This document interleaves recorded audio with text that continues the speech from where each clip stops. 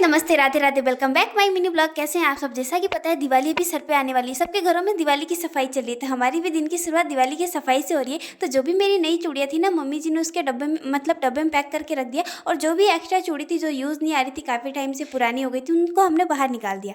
और आज हमें करनी है 2 कमरों की सफाई, एक हमारे कान्हू जी के कमरे की, एक मम्मी जी के कमरे की, क्योंकि दिन बहुत कम बचा है और हमें सफाई ऑलमोस्ट बहुत सारी करनी है। मतलब अभी सारी सफाई पड़ी है, कुछ भी नहीं हुआ है। तो सफाई करने से पहले हमें लगाना पड़ेगा एयरफोन, क्योंकि गाना के बिना कोई काम नहीं होता। फिर मैं लेके आई अपना अस्त्र शस्त्र, इसके बिना तो सफाई कैसे होगी। फिर मैं आ गई देसी पाउडर से बचने के लिए। सबसे पहले हम अपने फेस को कवर करेंगे चुन्नी से, वरना ये डस्ट हमारे आंखों में, नाक में, बाल में पता नहीं कहाँ कहाँ चला जाता है। तो फिर मैंने इसको फेस कवर किया और हम रेडी हो गए सफाई करने के लिए। चलो अपना अस्त्र शस्त्र उठा ले और लग जाए काम पे। तो फटाफट से कोने कोने से जाले निकाले। मैंने आज तक इतने जाले नहीं निकाले अपने घर पे भी, पर क्या करें, शादी के बाद सब काम करना पड़ता है।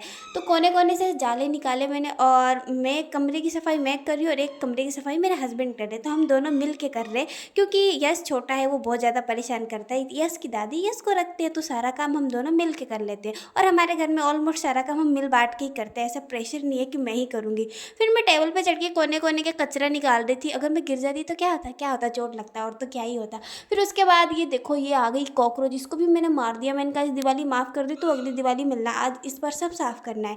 फिर उसके बाद यश उठिया सो के, ये रो रहा था।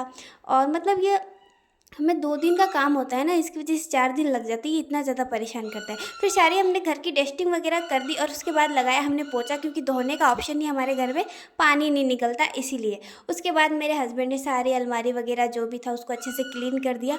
और हम कमरे की सफाई तो हमने कर दी, लेकिन मेन पॉइंट क्या होता है, वापस कमरे को सेट करना। जो भी सामान बाहर निकाला उनको सेट करने में यार 2-3 दिन तो लग ही जाते हैं। अभी भी सारे सामान बाहर पड़े हैं, मतलब कुछ भी। फिर हमने इस सारे सामान को पोंछा, और हालत ऐसी हो गई, ऐसे जैसे मोंजुली का जैसी हालत हो गई है।